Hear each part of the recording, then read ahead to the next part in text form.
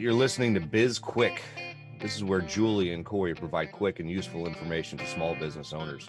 BizQuik is the podcast where small business owners get to showcase their businesses and receive expert advice and guidance in areas many entrepreneurs struggle with. And you, the listener, get solutions, tips, and tricks on real-world topics that many small business owners face. Julie and Corey are the experts small businesses hire when they need solutions. And the BizQuik podcast is just one way they deliver those solutions. Let's start the show. Hello and welcome to BizQuik. I'm Julie. And I'm Corey. And on today's show, we have Philip Sessions. He's a mindset and leadership coach for engineers. He has the podcast Healthy Living Sessions, and he's out of Greenville, South Carolina. But before we bring Philip on the show, Corey and I are going to spend some time talking about mindset and leadership and maybe failed engineering schools. Well, let's just start since you called me on that. Yes, I took a semester of engineering and then realized that it was not for me and went into business. Yes, little known fact about me. I also went to school for engineering. No, you didn't. I did. No, you didn't. I did. Why do you not believe me? Because it requires math. Yep. And as soon as I figured that out, guess what I did? Dropped out. Yeah. Yes. But yes, I did. When I was at Drexel, that was the track that I was on was engineering. And then I thought, this is hard. Let me go for something more liberal arts-ish. There you go. But yeah, engineering is no joke unless you're a civil engineer, in which It's kind of a joke. Right on. That's terrible. Yeah. Now all the civil engineers have stopped listening to us. Yeah. I'm sorry, Stephanie Cook. Just kidding. Just kidding. Mindset. Yeah, it's an interesting topic, and I think that it's something that it's different for everybody, because we've spoken quite a bit about this, and we've had plenty of people on who talk about mindset, and there's those people who love the self-help books and the oh, you can do it, and motivation and all of that, and all you got to do is put your mind to it. And for me, that's not my thing. Like, I don't get anything out of that. Like, I don't need anybody. Like, I don't need a cheerleader, and that's I think something that's like people need to consider, because you read something like, all you have to do is just go outside and you're going to feel better. It's like, well, that's not for everybody. Like, we're all different, That's true. When you were talking about I don't need a cheerleader, you know what I thought of? I thought of that time that we were out hiking with a friend in South Carolina, I think. And I just was having a miserable time. My nutrition wasn't right. I was tired. I might have been hungover. It was just not a good day. I was done. That hike took it was 5 or 6 miles longer than we thought it was going to be. I thought we were going for a nice little 4-mile hike. And I think we went closer to 12. It was stupid. And that last, 2 hours, I was miserable. And our friend that was with us she's just a cheerleader by nature. That's not a insult. It's just, she's very positive, upbeat, and she was trying to cheer me through it, and I just was not having it. Like, I don't respond well to cheerleading and that positive chirping. Unless I ask you for it, I respond much better to quit being a little bitch and go get this done. Right. That works better for me, but I also can find motivation on my own where I need it. Right. If I need it, I'll go watch a YouTube video or something, or call my 8-year-old niece and let her tell me why do you think you can't do it? I don't need it from other people. Yeah. And that's a good point, especially when it comes to leadership, because when you're coaching people, leading people, whatever it is, you need to know what people need to be successful. You need to know what tools they need, what help, what motivation they need, because the motivation could just be get this list done by the end of the day. And that's all the motivation they need. Some people need a pat on the back. Some people need you to come in and tell them how awesome they are, every hour or whatever it is. Be like, oh, that's so great. We all love you, but again, you just need to know that about your people, and you need to be able to give people what they need, essentially, whether that's room or words of encouragement. Right. So is it then and warning, this is a trick question coming your way. Are you a bad leader if you can't give your people what they need? I mean, yes and no. Like, I think that setting expectations up front, for instance, I said this a couple of times when I was in restaurants, and it's true to this day. Like, for my employees, like, especially when it's really busy or whatever, like, no news is good news. If I'm not saying something negative to you, that means you're doing a great job. And that's the best you're going to get out of me.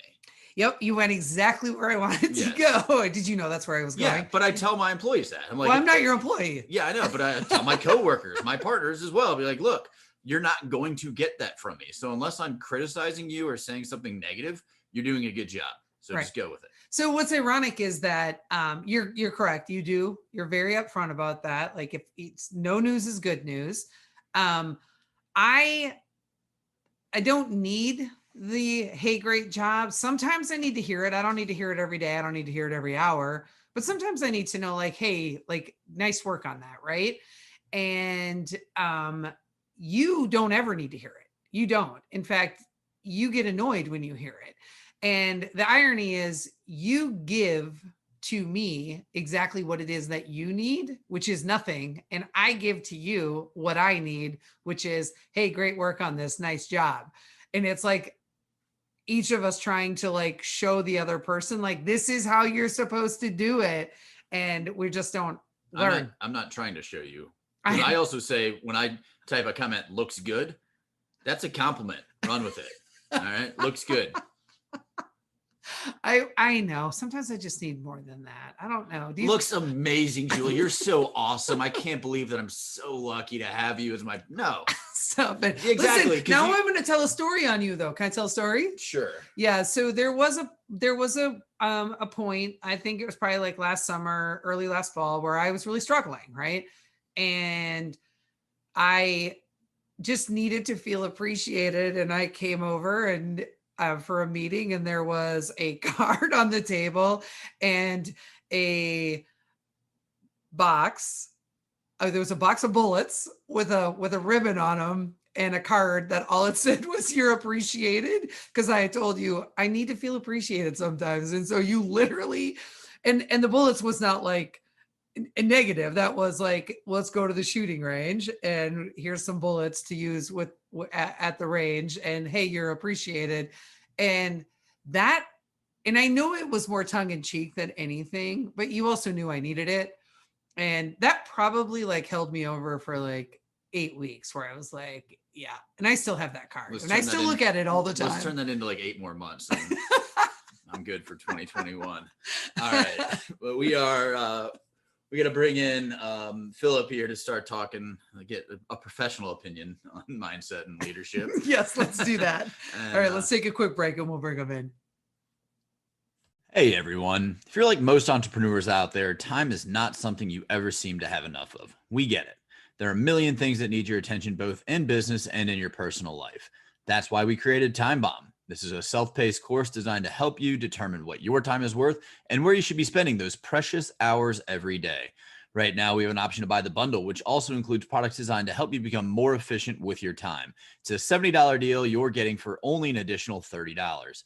Head on over to sbpace.com to learn more. Time Bomb. Take control of your calendar, gain control of your life. Welcome back to the show. We've got Philip Sessions with us now. Philip, again, is out of Greenville, South Carolina, and he is a mindset and leadership coach for engineers. And we are really looking forward to talking to him. Hey, Philip. Hey, thanks for having me, Julie and Corey. Thank you for coming on the show. We've got some topics today that we may cover with you, depending on where the conversation goes, that we've not really talked about with many other people, with many other guests on the show. So this should be interesting for our listeners.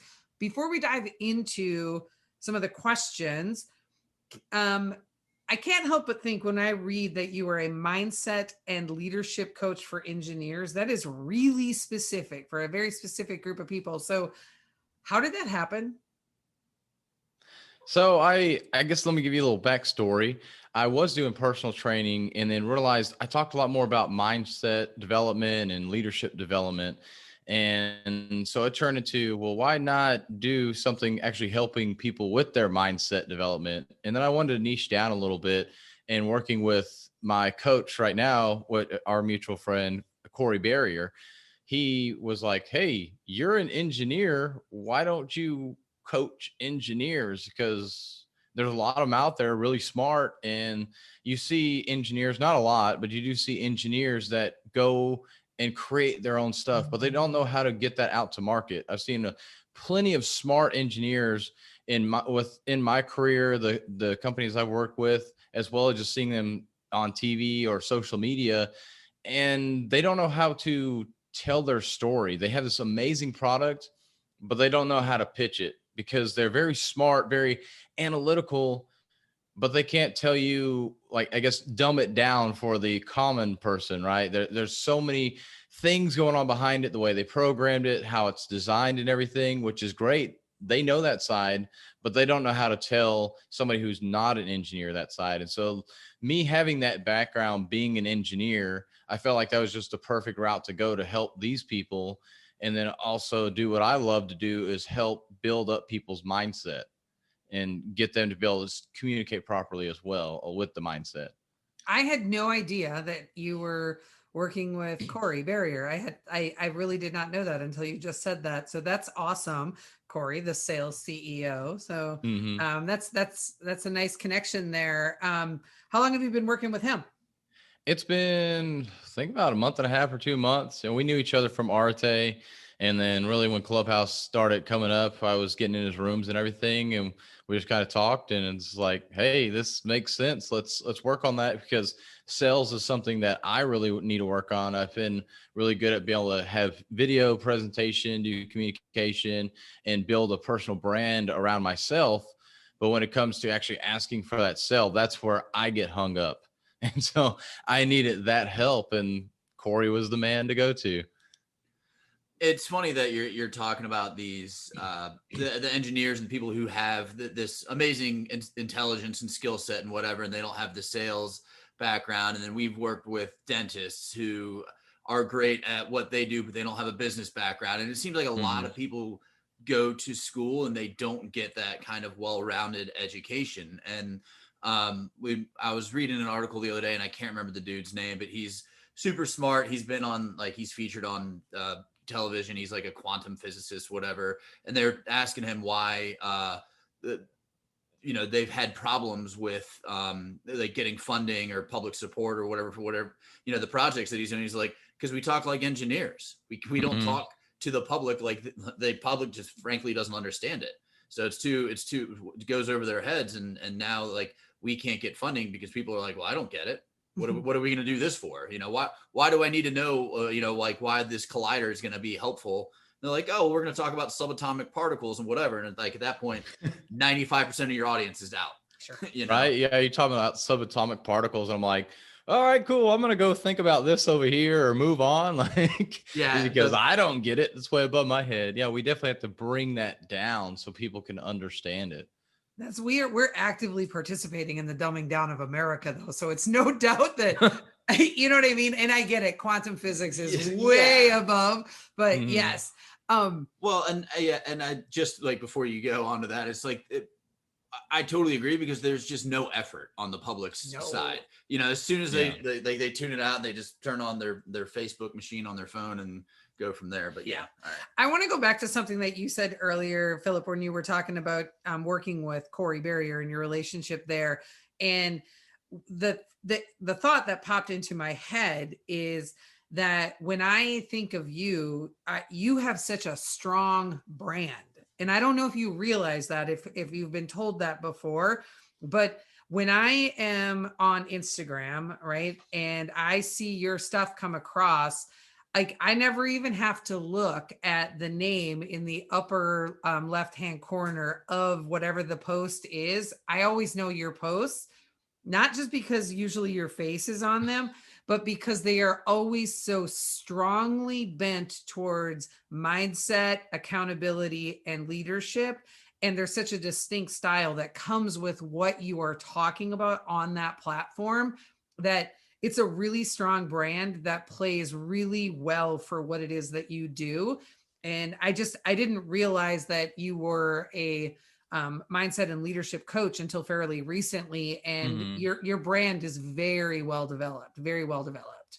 Well, I appreciate that. That means a lot. And that's kind of part of why I'm trying to get the coaching, is because I've struggled to have that self-belief in myself. And so having Corey help bring that out has been a huge help.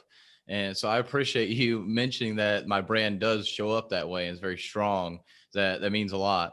But that's part of why I have the coach, because I need help with that self-belief, because that's a big part of sales, is believing you can go and help somebody else, especially when it comes to coaching, or that your product is the right product for people. You have to believe in that product for others. It's hard to make that sell when you don't have that belief, that true belief behind it. Does he ever call you by your name, or does he always call you dude? Call me what? Sorry. Dude. Dude, no, go back and forth. Most time it's dude.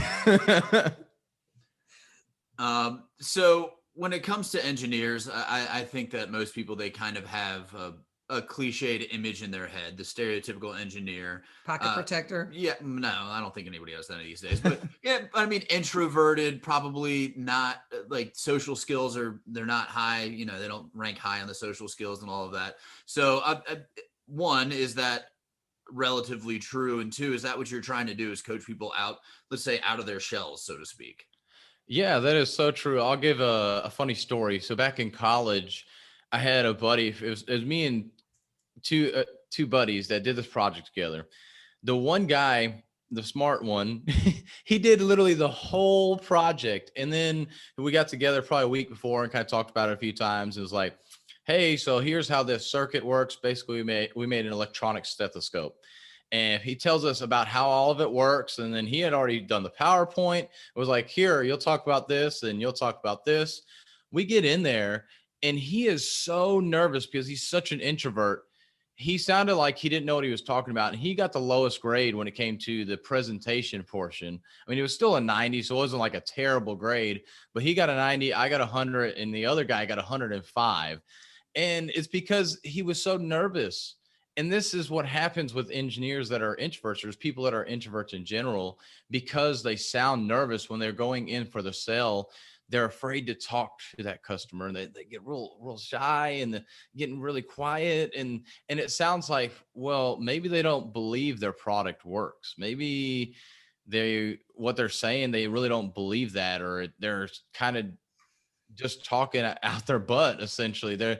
And that comes off as bad to the customer, and the customer's not going to want to buy from them. So that's part of what I do, is help them get out of that shell and help them speak with confidence, because they are smart. Their product does work properly. But when you talk in a timid way, people tend to think that you're probably lying, or your product doesn't quite do what it really does. Or you don't believe in it yourself. And why should they? And that's why that authenticity is so important in sales, right? To like, it's okay to be an introvert and to be an engineer who is, would much rather be in the back room designing, building, developing things versus, in the front of the room trying to sell it. And like, just owning that and talking about like, okay, I'm really admitting like you're uncomfortable is a huge, that's a huge way to get buy-in from other people. So I can see where what you're doing is really needed with the engineering community. So that's awesome. I love that you settled on that group, and now I understand it so much better. Yeah, and I always feel like I kind of had that connection where I could connect the dots between, even from engineer to engineer or engineer to business owner. Because another story I can give you is we had engineers, both we had contractors, and I was a contractor at the time, and then we had engineers at BMW, and we were trying to talk back and forth, and the contractors were like, hey, we want to do it this way, and BMW is like, no, we have to do it this way, we can't do it that way. Well, neither one of them were understanding each other. Both of them very smart, both of them engineers. They all can program, but they couldn't understand, the contractors couldn't understand why they had to program it a certain way. And BMW couldn't understand how they couldn't understand that and couldn't tell them how to do it. And so I come between them. I'm like, hey, The contractors are saying they want to do this. BMW, is that what we can do? And then BMW is like, no. And then everybody understood after that. Everybody was on the same page. So being able to connect those dots is a big thing that is a missing gap for a lot of engineers. Yeah. Which goes back to kind of what we talked about earlier with dumbing things down, bringing it down to more that 5th grade level so everybody can understand. Some of that stuff can get very complex. Yeah, and that's so yeah, I guess back to that. It's the again, God, I wish I knew the dude's name, but he was talking about they were going to build this super collider it was in Texas, and some legislator in Texas literally asked the question, will this help us find God? And the engineer didn't really know how to answer that and basically said no. And at that moment, like that legislator was just like, nope, I'm not voting for this. It's like, wait, what? Yeah. But yeah. So when it comes to mindset though, how do you coach that? Because I know that's something we were talking about prior to this, that it might be different for everybody, just a different approach, like how people react to that.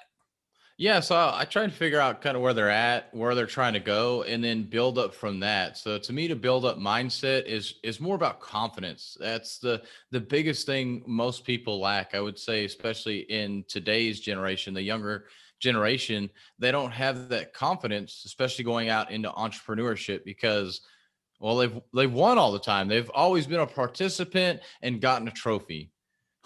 Well, when you go into business, when you go into entrepreneurship, guess what? You don't do it right, you don't get paid. People are going to ridicule you. They're going to ridicule you for just even trying to do something that's not the normal thing to do.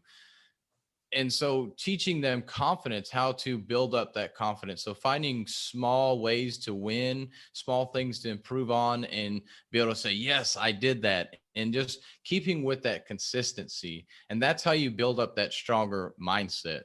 And to me, it comes down to 3 things: having fortitude, having integrity, and having tenacity. So being able to stand up to adversity, no matter what, standing up for your goals and being right there on that path, undivided, going all in on that, and just an all out pursuit at all times. That's what really makes up mindset. And so that's what I like to teach a lot and help these engineers figure out is, what is their actual goal? Because whenever you can figure out your actual goal and get crystal clear on that, that's when you can build your mindset up for that. But if you're all over the place, everything's wavering, and 1 minute you're all about going in this direction, and the next thing you're going 180 degrees the other way, how can you build up a strong mindset if you're constantly changing back and forth?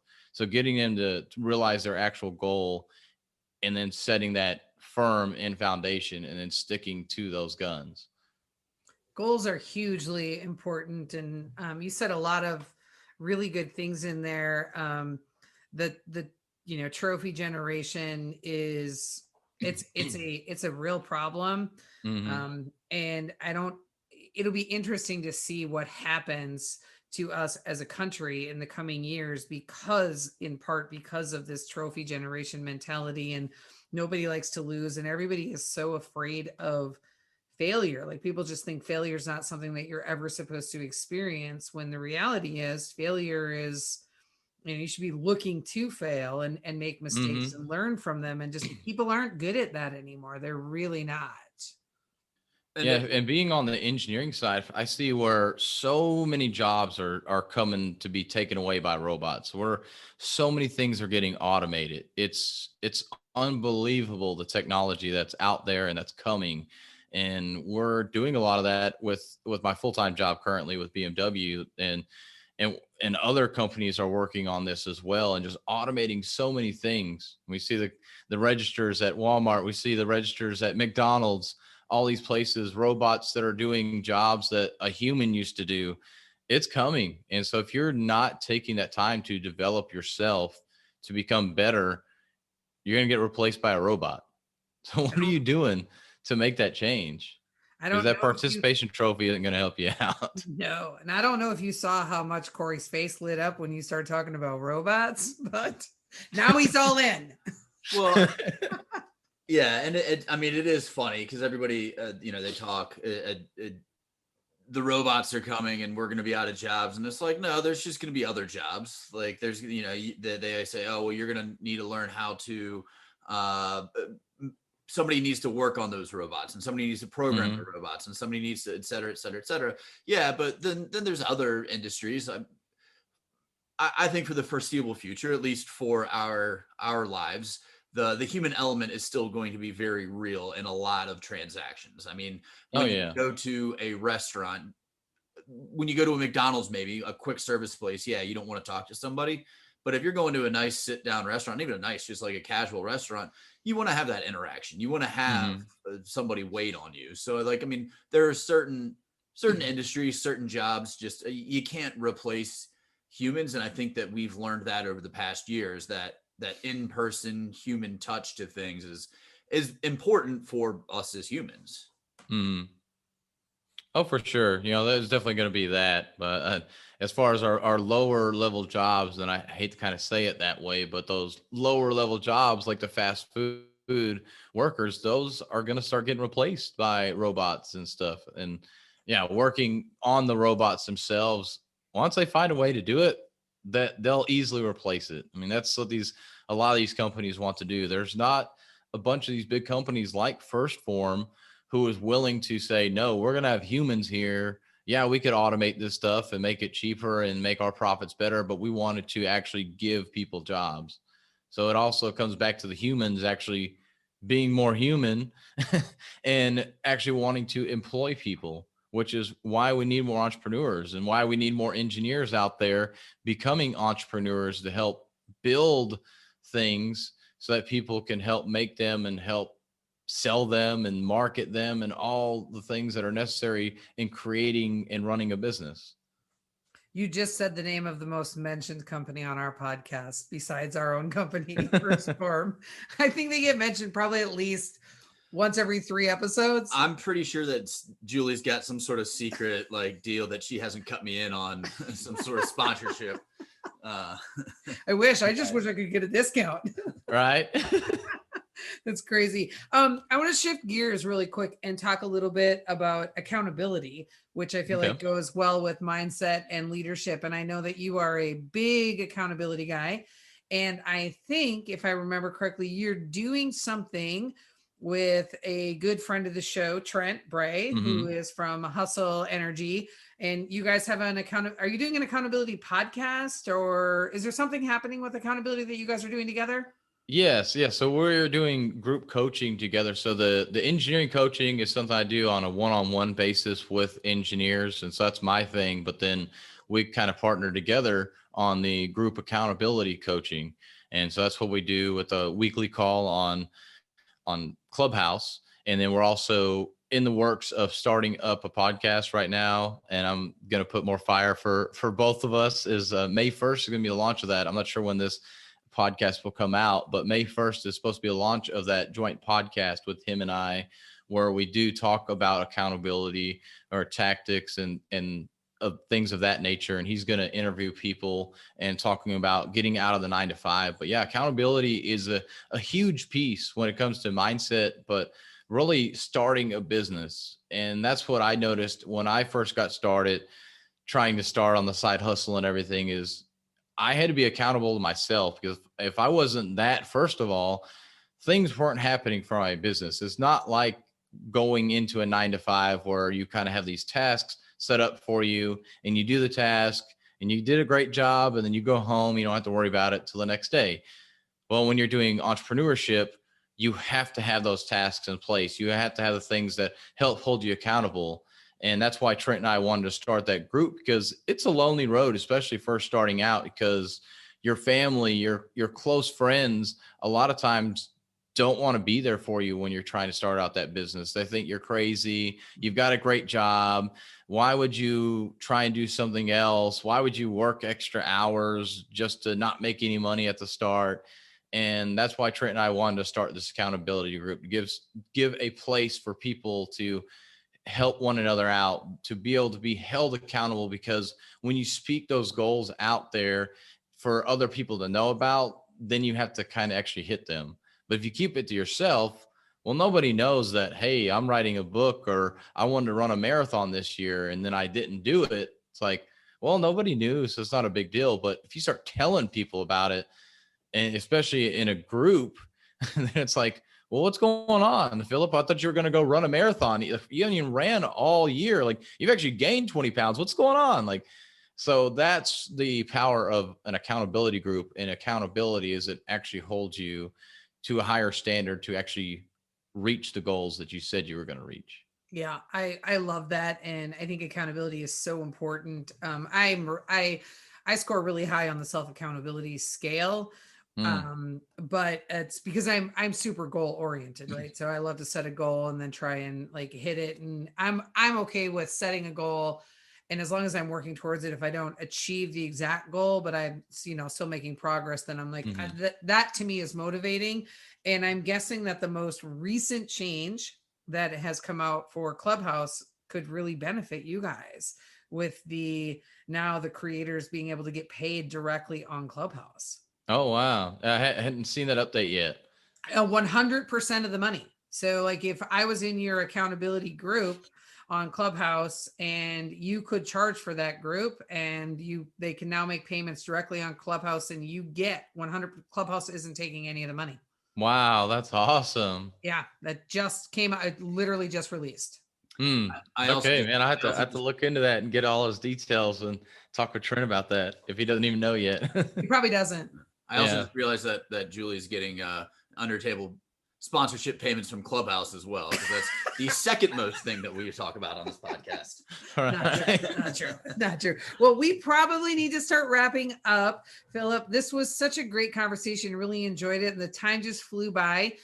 Philip, tell our listeners how they can get in touch with you.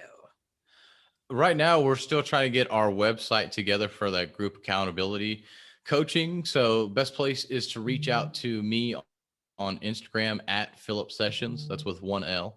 That's really the best place to reach out to me. All right, great. Well, thank you so much for coming on the show. Thank you to our listeners for tuning in. As always, we really appreciate you. And we'll put all of Philip's information in our show notes so you can grab it from there. And you can connect with us on our social media sites. We are on LinkedIn, Twitter, Instagram, and Facebook. We have a YouTube channel out there, and anything that you need to know about us, or if you want to connect with us on social media, you can get it all on sbpace.com. Yeah, and go ahead and subscribe to our podcast and like us and give us a review. We love feedback. And you can reach out about any topics that you want us to cover. If you want to be a guest, that form you can fill out. It's on our website, again, sbpace.com. And we have a book out there. You can get the link on our site. It's called Seriously Now What? A Small Business Guide to Disaster Preparedness. It's the #1 bestseller on Amazon. We have a digital workbook available to go along with the book. And if you've purchased the book, please like it and give us a review. I'm Julie. And I'm Corey. And this was BizQuik, helping small businesses across America.